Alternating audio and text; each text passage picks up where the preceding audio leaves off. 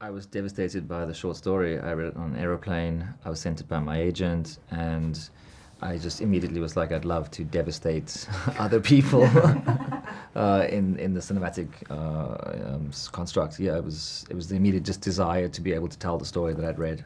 Mm. And Josh O'Connor came to the project first, I believe. Josh and I, we shared an agency in the UK at the time that I attached, and our agents Zoomed us. Zoomed us.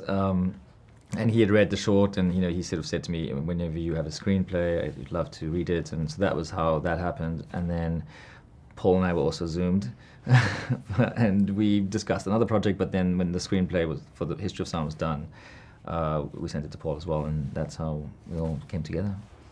So, Paul, at that time, you've stayed with this project for quite a long time. Yeah. At that time, how did you feel about the approach to music, to singing, and did that come kind of instantly, naturally to you? It definitely, not instantly, naturally, but it also wasn't something that filled me with dread, because I was able to kind of deduce from the way it was written in the script that it isn't about, performance or showmanship. It's about connecting to the song, which is connecting to the words, which is ultimately my job as an actor fundamentally. So I was happy, I was comfortable relatively with how the songs were positioned within the film.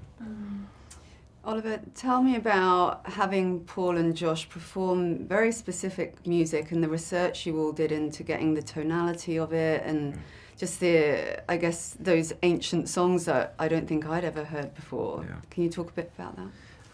Ben Shattuck, the writer, he has a real passion for this world. That's where I think the inspiration for the short comes from. So he had a wealth of music that was in his head, and he sent me a Spotify playlist, which was incredibly long and wonderful. And I started to sort of live with the music and listen to it and discover that a lot of these songs are recorded by multiple artists, and so you hear different versions of them, and you come to understand how they can exist in different tonalities and arrangements. And as we sort of chose songs that we liked the narrative of, we then worked with the amazing Sam Amadon and kind of created an arrangement for that Paul and Josh would learned and kind of explored and recorded, and it was all incredibly organic. But he would also never. What I loved about that process of learning to sing like that was to do with, it wasn't Sam teaching us a version. It was him teaching us the kind of the delivery, the kind of flat, no vibrato where possible. If you were to ornament a note, it has to be conscious. So it wasn't like Sam recorded and we tried to learn it. He taught us kind of essentially the meaning of the song and the culture behind it. The texture. So it gives you the opportunity as an actor to interpret. So you then get to, it's like a monologue essentially. And those songs, like the lyrics in Silver Dagger, I find incredibly moving, and especially in the context of those characters and Cuckoo Song and all of these Cross the Rocky Mountain. And they're amazing songs only because they mean something to these two. They're amazing songs in isolation, but they're also amazing to me in the film because they have an emotional weight for these characters. Something I noticed that I was really interested in for you, Paul, was your body language in the film. That you stand straight-armed, or there's a bit where you're like this. And I wondered about the kind of sensibility of the period and how you work together to make this kind of seem authentic, and how Lionel would move and comport himself. Well, I was coming off the back of Gladiator, so there was a big intention, which we'd spoken about. It wasn't trivial to us. It was about. It was serious. It was very serious. Being on the treadmill was fucking very serious.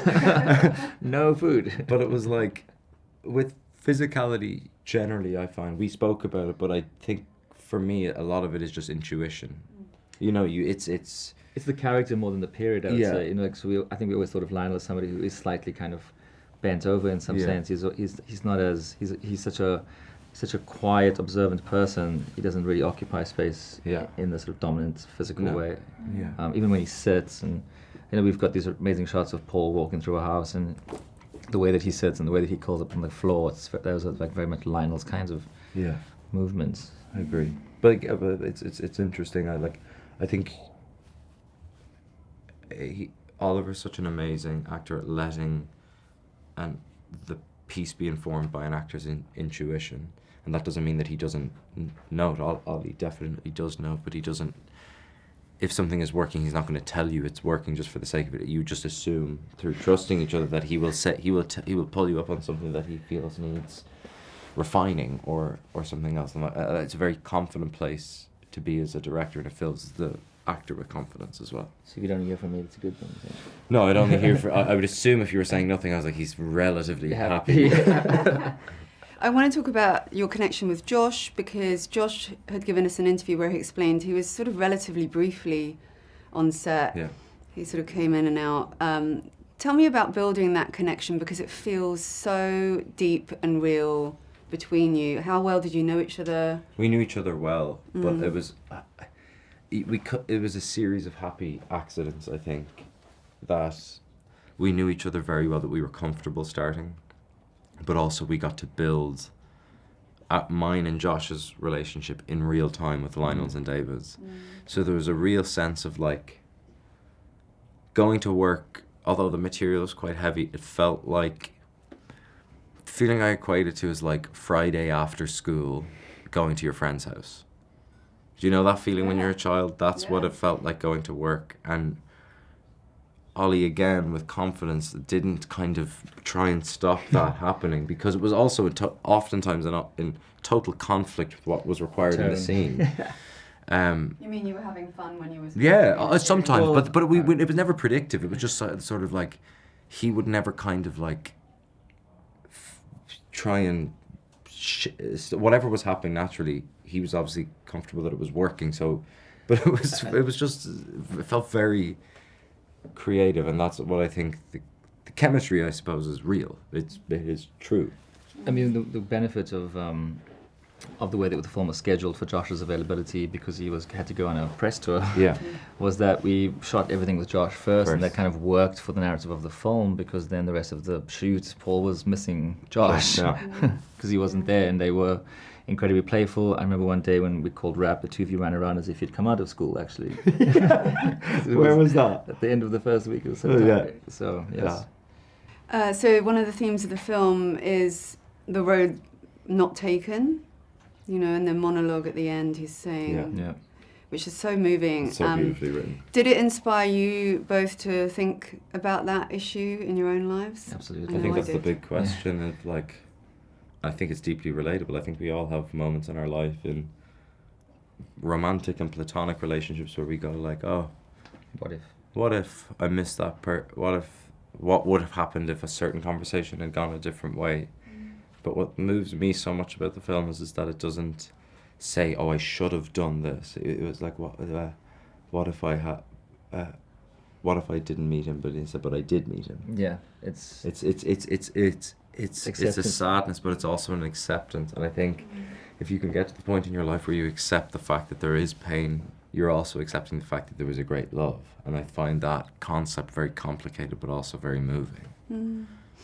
I'm almost out of time, but I just want to ask, you're about to go and play a very famous singer. Do you feel like making this film has sort of helped you along the way with making such a musical project? They're very. I feel like they're very different. Like I've sang in films before, and each time it feels very different. And I assume playing the great Paul McCartney is going to feel very different again. Yeah.